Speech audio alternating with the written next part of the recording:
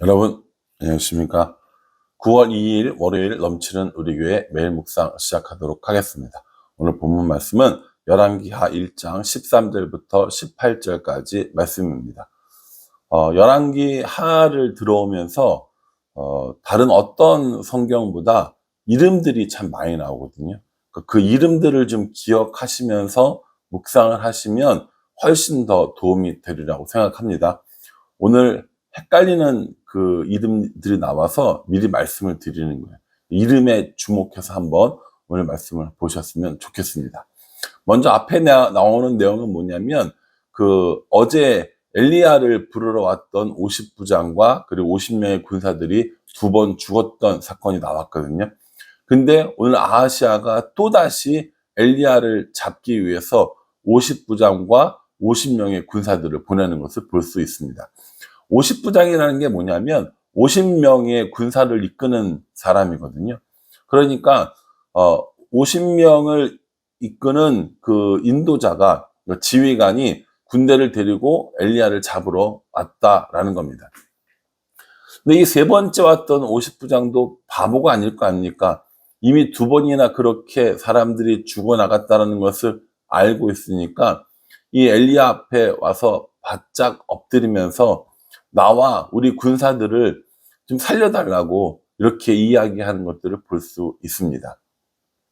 왕의 명령이기 때문에 엘리야에게 오기는 왔지만, 잡으러 오긴 왔지만 엘리야를 잡기보다는 부탁하는 이 50부장의 모습을 볼 수 있습니다. 오늘 14절에 보면 불이 하늘에서 내려와 전번의 50부장 둘과 그의 군사 50명을 살랐거니와 나의 생명을 당신은 귀히 보소서 하매, 이렇게 얘기합니다.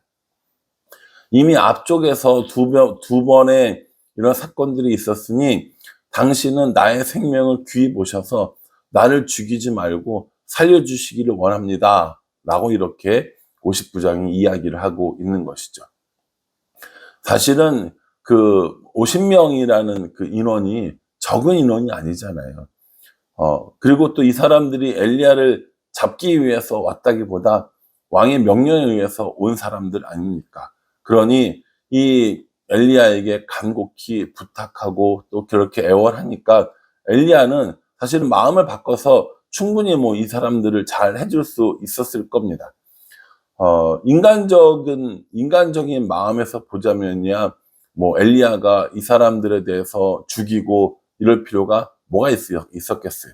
그런데 엘리야는 인간적인 정에 의해서가 아니라 하나님의 명령에 의해서 움직이는 것들을 볼 수 있습니다. 15절에 보면요, 여호와의 사자가 엘리야에게 이르되 너는 그를 두려워하지 말고 함께 내려가라 하신지라. 엘리야가 곧 일어나 그와 함께 내려와 왕에게 이르러, 이렇게 얘기합니다. 아무리 강압적으로 무력을 동원해서 엘리야를 잡으려고 해도 잡을 수 없었지만 이제 여호와의 사자가 엘리야에게 이야기를 해주시니까 엘리야가 내려옵니다. 엘리야는 철저하게 자기의 생각이나 인간적인 감정을 가지고 행동하지 않고 하나님의 말씀을 따라 행동한 것들을 보여주고 있습니다. 근데 여기 참 재밌다고 하긴 그렇고 좀 놀라운 표현이 있는데, 15절에 보면 그를 두려워하지 말고 이렇게 얘기하거든요. 그러니까 이 말이 무슨 말이냐면요, 엘리야의 마음속에 이 사람들을 두려워하는 마음이 있었다라는 거예요. 이게 아하시아 왕을 두려워했을 수도 있고요, 또 50부장과 그의 군대들을 두려워했을 수도 있습니다. 근데 어쨌든 간에 엘리야의 마음속에 두려운 마음이 없었다면 여호와의 사자가 굳이 두려워하지 말고 라는 말을 안 했겠죠. 이 엘리야의 마음속에는 두려운 마음이 한가득했다라는 겁니다. 원래 이 엘리야는 굉장히 이 소심한 마음을 가지고 있었습니다. 그래서 갈멜산에서 대전투를 치른 후에 아합의 아내였던 이세벨이 죽이겠다고 하니까 도망가는 그런 일들이 분명히 있었거든요. 그래서 우리가 그 심리학자들이 성경의 인물을 분석하는 이런 책들을 제가 본 적이 있는데, 이 엘리야는 우울증이거나 조울증이거나, 그래서 감정의 기복이 굉장히 심한 사람으로 표현되어져 있습니다. 앞에 두 번의 이 50부장과 그의 군대들을 불살라 다 죽였지만 여전히 그의 마음속에는 두려움이 남아 있었다라는 것이죠. 우리가 이런 두려움 앞에 우리도 분명히 설 때가 있습니다. 나를 해하려고 하고 내가 이길 수 없을 것 같은 그런 적들에게 두려움을 느끼기도 한다는 거죠. 근데 오늘 이 엘리야는 자신의 두려움보다, 그리고 자신의 어떤 마음보다 하나님의 사자의 말을 듣고 내려가는 것을 볼 수 있습니다. 그리고 내려가서 아하시아에게 뭐라고 얘기했냐면 똑같이 이야기하는 거예요. 에글론의 그 신이었던 바알세불에게 내가 묻지 않았느냐? 그러므로 너는 침상에서 내려오지 못하고 죽으리라 라고 이렇게 이야기를 하게 되는 겁니다. 자신을 3번이나 찾아서 죽이려고 하는, 잡으려고 하는 왕 앞에서도 여호와의 말씀을 담대히 전했고, 그 전한 말씀은 그대로 이루어져서 아하시아는 결국 죽게 되어집니다. 자, 얼마든지 있을 수 있는 이러한 사건인데, 여기서 이제 우리가 참 어려운 이제 부분이 하나 나오는 겁니다. 17절 말씀을 보시면요. 왕이 엘리야가 전한 여호와의 말씀대로 죽고 그가 아들이 없으므로 여호람이 그를 대신하여 왕이 되니 유다 왕 여호사밧의 아들 여호람의 둘째 해였더라 라고 이렇게 기록하고 있습니다.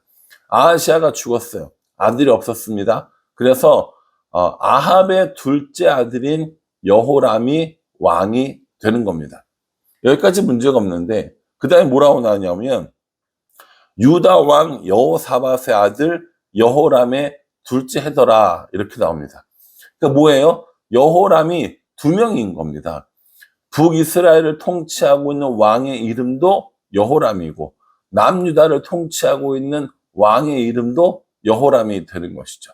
그러니까 우리가 이런 부분을 묵상하면서 이 여호람은 뭐고 이 여호람은 뭐지? 라고 생각이 드는 거죠. 여러분들은 안 그러실지 모르겠는데 저는 한참 성경을 읽고 공부할 때 이 여호람은 뭐고 이 여호람은 뭐야? 라고 생각을 하고 아주 굉장히 많이 헷갈렸던 그런 부분들이 있습니다. 구분해서 말씀드릴게 한번 들어보세요. 일단 북이스라엘의 여호람 왕은 아합의 둘째 아들이었습니다. 첫 번째 아들이었던 아하시아가 아들 없이 죽었기 때문에 둘째 아들이었던 여호람이 왕이 되었어요. 그럼 보십시오. 오므리 왕조거든요. 오므리가 시므리를 죽이고 왕이 됐어요. 그리고 그 아들 아합이 왕이 됐고 아합 그 다음에 아하시아, 그리고 아하시아의 아들이 아닌 아합의 아들 여호람이 왕이 된 거죠. 그러니까 오므리 왕조의 왕은 4명이었다는 겁니다. 오므리, 아합, 아하시아, 여호람. 이렇게 끊어서 외우시면 좋을 것 같아요. 제가 이제 전에도 몇 번 그 강의도 하고 설교도 했었는데 북이스라엘을 이해하는 데는 왕조가 중요하다고 얘기했잖아요. 맨 처음에 있었던 여로보암 왕조는 여로보암, 나답, 그리고 바하사는 바하사가 또 왕조가 있어서 여로보암, 나답, 그리고 바하사와 엘라 이렇게 된다고 얘기했잖아요. 이런 식으로 아들이 왕위를 이어받으면 왕조가 되는 겁니다. 2사람이 일지언정 왕조가 된 거죠. 근데 오늘 오므리는 4대에 걸쳐서 왕조가 나오는 겁니다. 오므리, 오므리, 그리고 아합, 아하시아, 여호람까지 이렇게 4명의 왕이 되는 왕조가 되는 거죠. 그래서 이 여호람은 오므리 왕조의 마지막 왕이 되는 겁니다. 이 여호람이 죽으면 아합 왕조가 끝나게 되는, 그러니까 오므리 왕조가 끝나게 되는 그런 상황이다라고 기억해 두시고요. 남유다의 여호람은요, 아버지는 여호사밧 왕이었습니다. 여호사밧 왕이었고, 이 여호사밧은 아합과 친하게 지냈어요. 그러니까 서로 이제 남쪽과 북쪽이 이제 친밀하게 지내는 기간이었죠. 그래서 그 아합의 딸을 며느리로 맞이합니다. 그러니까 이 여호람의 아내가 누구냐면 아합의 딸인 거예요. 여러분, 아합은 좋은 사람이에요? 나쁜 사람이에요? 나쁜 사람이라니까요. 나쁜 사람이었던 이 여호람의 나쁜 사람이었던 아합의 딸이었던 이달리아가 굉장히 악한 여자였습니다. 우상을 많이 숭배하고. 그래서 아버지가 죽자마자 이 남유다의 여호람은 우상을 숭배하게 되고요. 그 우상을 숭배하는 결과로 인해서 많은 전쟁을 치르는 왕이 되었습니다. 결국에 이 여호람은요, 왕들의 무덤에도 묻히지 못하는 그런 신세가 되어져 버립니다. 앞으로 우리가 이 여호람에 대해서 한참 동안 묵상해야 되거든요. 그래서 미리 정리를 해드리는 거예요. 북쪽 왕 여호람이 있었고 남쪽 왕 여호람이 있었다라는 사실을 기억해 두셨으면 좋겠습니다. 혹시 가능하신 분들은 이 열왕기 하를 묵상하시면서 따로 이렇게 왕들의 일들을 메모해 두시면 좋을 것 같아요. 두 개를 나눠 가지고 남쪽, 북쪽, 아니면 위아래 해가지고 북쪽, 남쪽 해가지고 북쪽 왕의 여호람 누구 이런 일처럼, 남쪽 왕의 여호람 누구 이런 일처럼, 이렇게 해서 여러분들이 아실 수 있도록 메모를 해 두시면 앞으로 두고두고 열왕기를 공부하는데 훨씬 좋지 않을까라는 생각을 해보게 됩니다. 이렇게 한 사람 한 사람들의 이 왕들의 일들을 알아가면서 하나님의 뜻이 어떻게 이루어지는지, 또 하나님의 말씀대로 어떻게 이루어지고 있는지 요거 살펴보는 것도 열왕기를 공부하는 아주 재미있는 좋은 방법이라고 생각을 합니다. 엘리야는 하나님의 말씀을 따라 내려왔고요. 아하시야는 하나님의 말씀을 따라 죽게 되었습니다. 이 이스라엘과 또 남유다의 역사를 보면서 하나님께서 역사를 주관하시고 하나님께서 우리들의 삶을 주관하신다는 이 사실을 깨달아야 돼요.